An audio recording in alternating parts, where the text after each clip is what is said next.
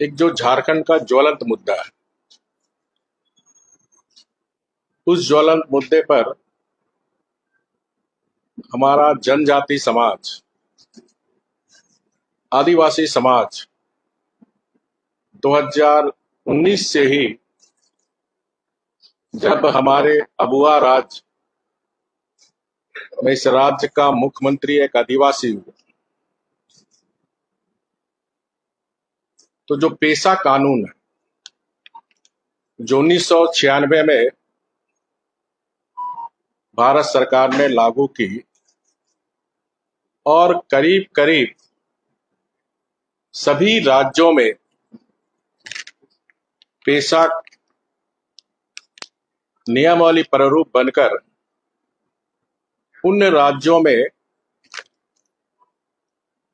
ग्राम स्वशासन का अधिकार, ग्राम सभा को, और हमारी झारखंड में जो स्वशासन, जिसके लिए धरती आबा भगवान बिरसा मुंडा जी ने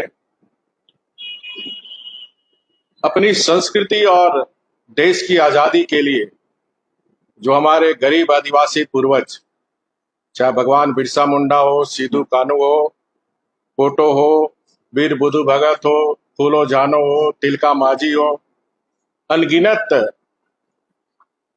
लोग ने खून बहाया। खासकर भगवान बिरसा मुंडा का एक सपना था, अबुआ राज होगा, अपना स्वशासन।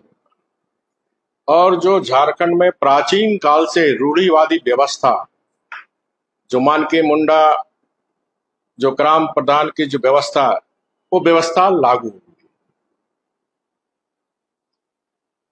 तो आज झारखंड पूछता है, पेशा कानून कब लागू?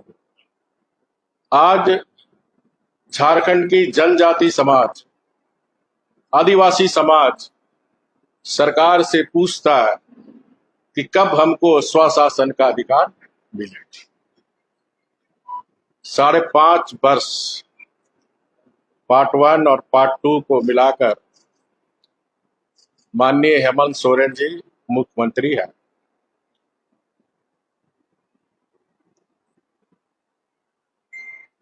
क्या पेशा कानून लागू होने से इस सरकार को खतरा है? क्या ये झारखंड की जनता जानना चाहती। क्या इसी मंशा के डर से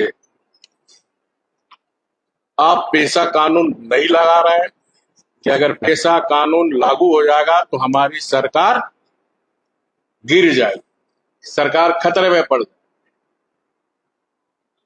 ये झारखंड की 4 करोड़ जनता आज झारखंड सरकार से जानना चाहती है। जबकि हेमंत सरकार द्वारा पेशा नियमावली प्रारूप जुलाई 2023 में प्रकाशित कर पंचायती विभाग द्वारा आम लोगों एवं संस्थाओं से प्रारूप प्रतिक्रिया मांगी थी। साथ ही साथ 4 मार्च क्षेत्रीय कॉन्फ्रेंस भी हुआ था झारखंड में, जिसमें झारखंड सरकार के उद्योग सचिव जितेंद्र सिंह, अपर मुख्य सचिव पंचायती राज झारखंड सरकार राजीव अरुणेक्का जी, पंचायती सचिव भारत सरकार अतिरिक्त सचिव डॉक्टर CS कुमार, पंचायती राज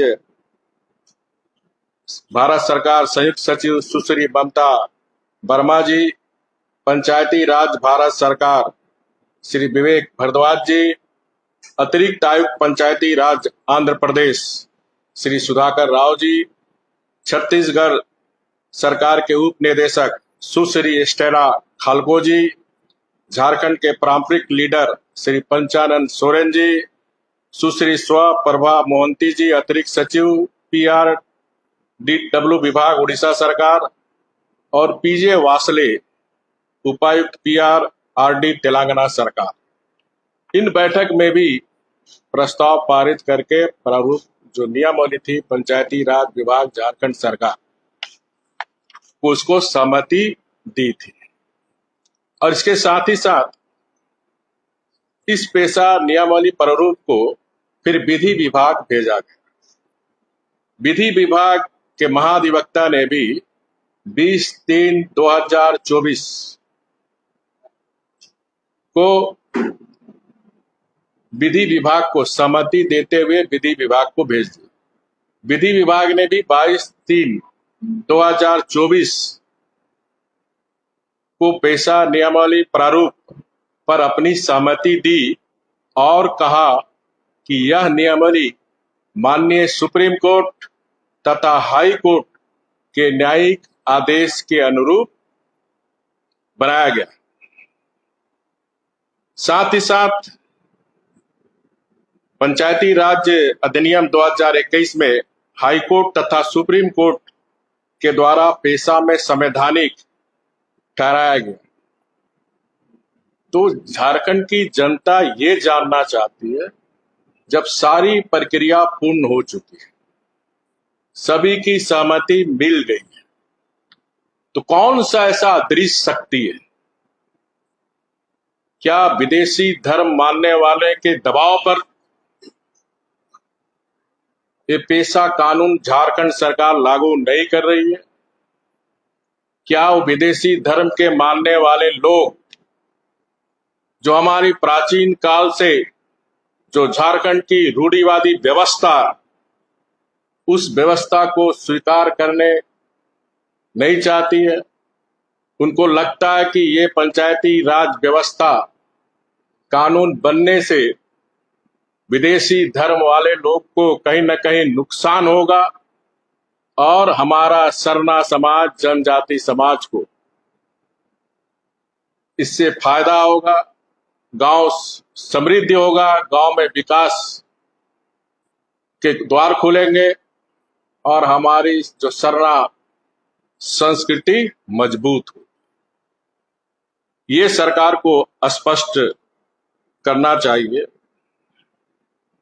और ये जो विदेशी धर्म के मानने वाले लोग, ये लोग क्षेत्र में भी कंफ्यूजन कर रहे हैं, क्योंकि मैं कल पलामू लौटने के दरमियान लेतेहार जनजाति समाज से लोग से मिला।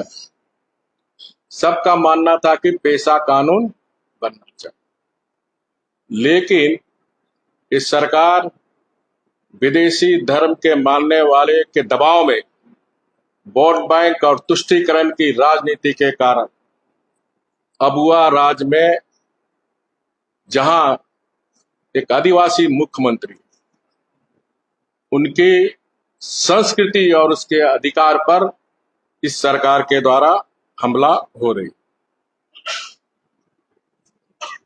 आपको मैं और जानकारी दूं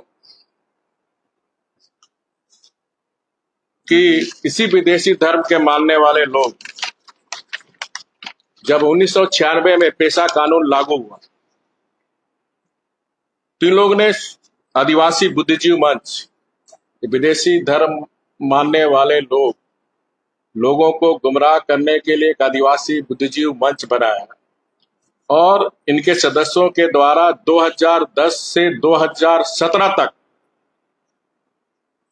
इस जो 1996 में जो भुरिया कमेटी के अनुशंसा पर जो पेशा कानून को चुनौती दी थी, धारा 0 के आलोक में झारखंड में 5वीं अनुसूची के बजाय 6ठी अनुसूची धारा लागू होनी चाहिए। ये जो विदेशी धर्म के मानने वाले लोग हैं, ये नहीं चाहता 5वीं अनुसूची के तहत जो हमारा शेड्यूल 13 जिला 112 प्रखंड है, उस पे स्वशासन या जो रूढ़िवादी परंपरा वो लागू ना हो, 6ठी अनुसूची हो। लेकिन सुप्रीम कोर्ट ने फैसला दिया झारखंड में 5वीं अनुसूची में ही प्रावधान लागू करने का, प्रावधान जजमेंट सुप्रीम कोर्ट का 2017, क्योंकि पारंपरिक अनुसूचित क्षेत्र में पारंपरिक ग्राम सभा तथा ग्राम प्रधान, मानकी मुंडा जो व्यवस्था है उनका, वो नियम रहेगा, जहां ग्राम सभा सदस्य, ग्राम प्रधान निर्वाचित या नियमित नहीं हो, नामित नहीं हो। ये जो पारंपरिक जो हमारी व्यवस्था चली आ रही थी वही व्यवस्था इस पे लागू, जो परंपरा और जो हमारी रूढ़िवादी नीतियों के तहत वो चुने जाए। 6वीं अनुसूची में जबकि स्वायत्ता जिला परिषद, ऑटोनमस आपका डिस्ट्रिक्ट काउंसिल तथा रीजनल काउंसिल का प्रावधान, 6ठी अनुसूची में ऑटोनमस डिस्ट्रिक्ट काउंसिल तथा रीजनल काउंसिल का प्रावधान, जिसमें सभी सदस्य निर्वाचन तथा नामांकन की प्रक्रिया से चुने। स्पष्ट समझ गए? और ये विदेशी धर्म के मानने वाले लोग इसीलिए इस पंचायती अधिनियम का विरोध कर रहा और सरकार उसके सामने घुटने टेक दी। निर्वाचन की प्रक्रिया पारंपरिक व्यवस्था के अनुकूल नहीं है। इससे गैर पारंपरिक सदस्य पारंपरिक आदिवासी व्यवस्था में प्रवेश कर, और इसी से साफ जाहिर होता है कि विदेशी धर्म मानने वाले जो इस सरकार में पार्टी में भी पद लिए हुए हैं कांग्रेस पार्टी के, और सरकार में भी मंत्री बने, उनके दबाव से, मेरा सीधा आरोप है, उनके दबाव से सारी प्रक्रिया पूरी होने के बाद भी ये हमारा जनजाति समाज को जो रूढ़िवादी व्यवस्था है, जो ग्राम प्रधान की व्यवस्था, उसको लागू नहीं। और इससे साफ मंशा जाहिर होती है कि ये विदेशी धर्म के मानने वाले लोग, जिसकी गोद में ये कांग्रेस झारखंड मुक्ति मोर्चा की सरकार काम कर रही, ये पेशा जैसे ही लागू होगा उससे झारखंड राज्य के अनुसूचित क्षेत्रों के ग्रामों के संबंध में पारंपरिक ग्राम प्रधान, मानकी मुंडा तथा प्रावधान के अनुसार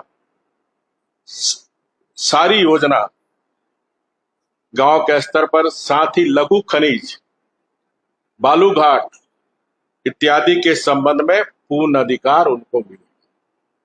तो ये भी शंका उठ रहा, ये जो सरकार में जो सिंडिकेट है, चाहे वो बालू सिंडिकेट हो, चाहे शराब सिंडिकेट हो, चाहे पत्थर सिंडिकेट हो, चाहे कोयला सिंडिकेट, ये शक्तियां भी क्या नहीं चाहती है? तो ये राज्य की जनता जानना चाहती है। इसके साथ ही साथ मैं राज्य सरकार से विशेषकर माननीय मुख्यमंत्री हेमंत सोरेन जी से अनुरोध करूंगा कि इतिहास आपको माफ नहीं करे। एक सरना मुख्यमंत्री होते हुए आप विदेशी धर्म के घुटने टेक कर जो हमारा जनजाति समाज के अधिकार, संवैधानिक अधिकार पर हमला कर रहे हैं, तो आज भी माननीय मुख्यमंत्री से मैं फिर से अनुरोध करूंगा कि जल्द से जल्द पेशा नियमावली कानून को आप कैबिनेट में लाकर जल्द से जल्द हमारे 112 शेड्यूल में रहने वाले जनजाति समाज के हित में आप निर्णय लें। साथ ही साथ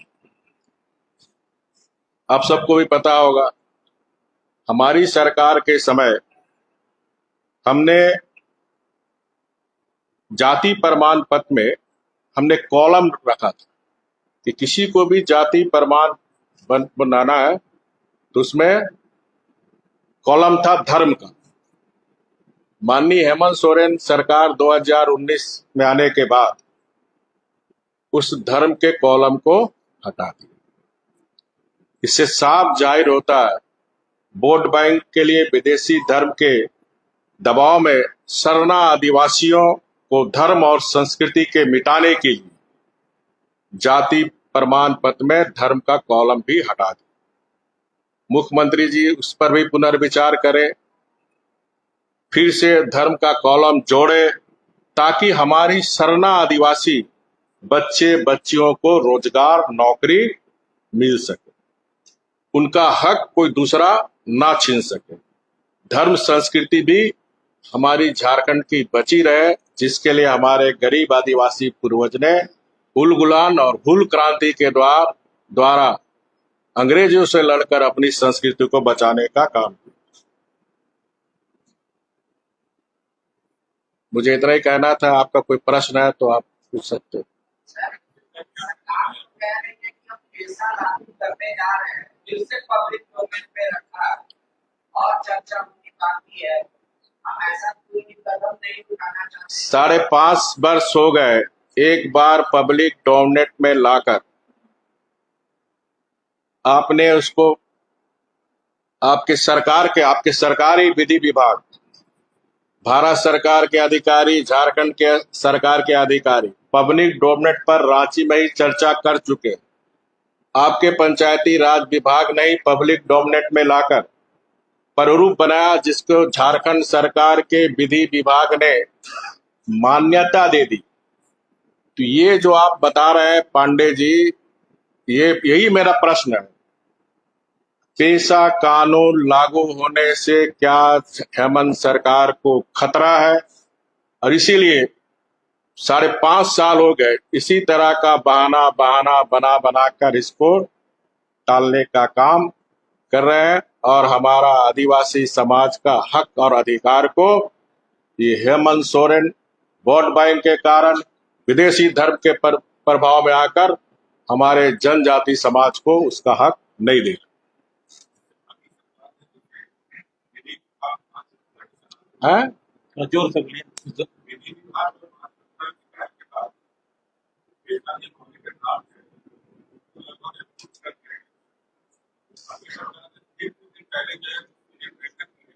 वही तो अभी पांडे जी वही उठाया ना कि ये टालने की नीति है। जब ऑलरेडी झारखंड सरकार, विधि विभाग झारखंड सरकार के अंडर है, जब विधि विभाग सरकार का जो लॉ ओपिनियन देने वाला विभाग, जो नियम कानून, क्योंकि कोई भी आप नियम कानून बनाएंगे, अध्यादेश लाएंगे तो विधि विभाग से आपको वेट कराना होगा।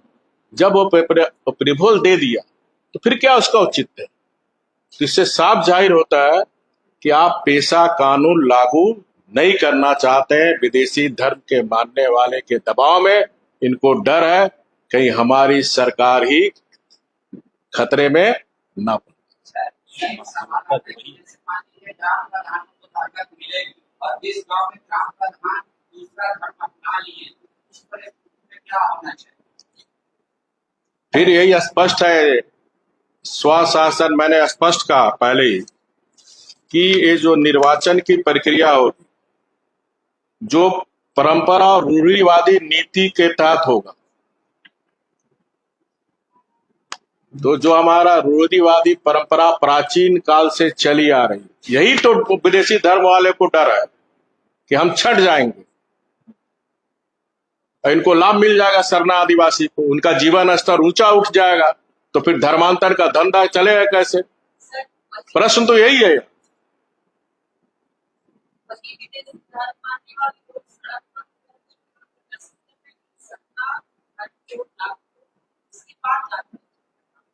देखिए, आप सब भी पत्रकार हैं, खोजी पत्रकार भी है, आप सब भी इस बात से अवगत है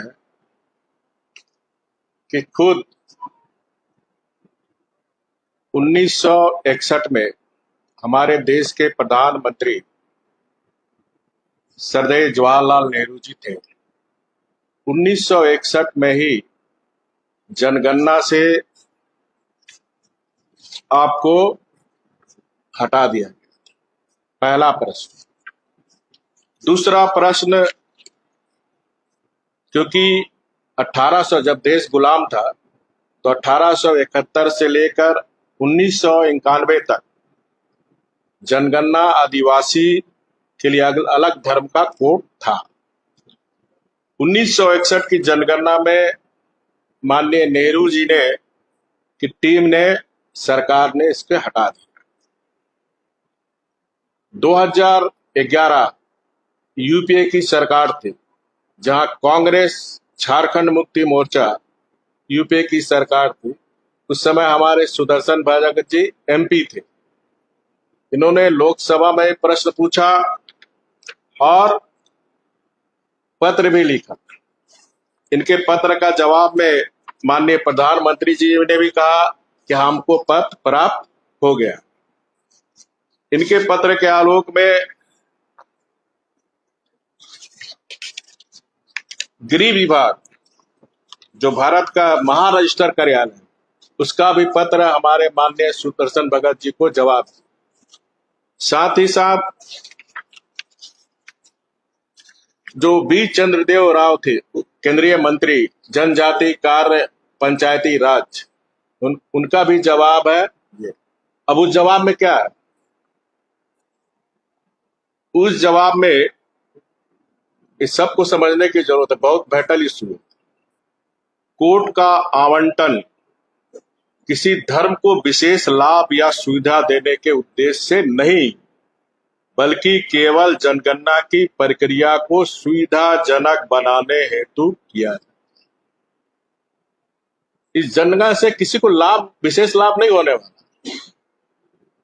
जनगणना कार्यक्रम में मात्र 6 प्रमुख धर्मों के लिए कोड निर्धारित की गई। बाकी अन्य धर्म जो है, वैष्णव और अलग अलग जो धर्म है, पंथ है, उसके लिए अन्य कॉलम रहता है।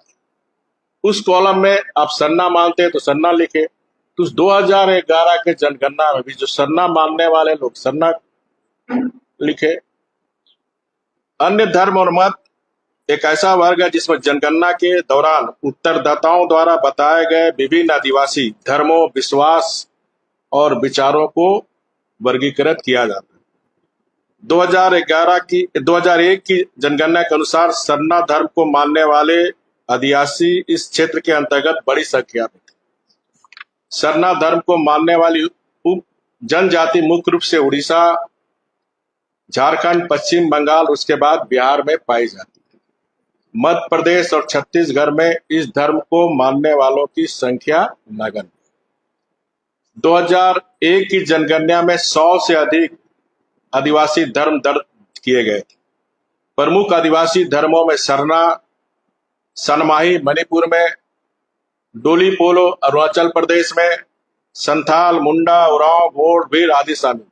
देखिए, अब प्रश्न एक होता है, सरना तो पूरे देश में नहीं मनाया जा रहा। यही गृह मंत्रालय ने जवाब दिया, अलग अलग प्रदेश में उनका अलग धर्म है। इसके अतिरिक्त आदिवासी और जनजाति धर्म की अलग अलग श्रेणियों में बनाई गई।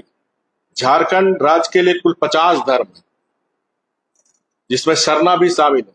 झारखंड में 50 सरना जनजाति का धर्म है, जिसमें सरना भी शामिल है। वो अन्य धर्म और मत की श्रेणी में रखा गया, जो अन्य मैं पूर्व में कहा था। इसमें से 20 धर्मों को उनके संबंधित जनजातियों के नाम पर पहचाना जाता है। हर एक धर्म के लिए अलग कोड या कॉलम बनाना व्यवहारिक रूप से संभव नहीं है। ये भारत सरकार के गृह मंत्रालय के महारजिस्ट्रार डॉक्टर मनमोहन सिंह की सरकार के नरसिंह राव की सरकार ने हमारे उस समय के तत्कालीन हमारे सुदर्शन भगत जी को ये पत्र के द्वारा जवाब दिया गया। ठीक है।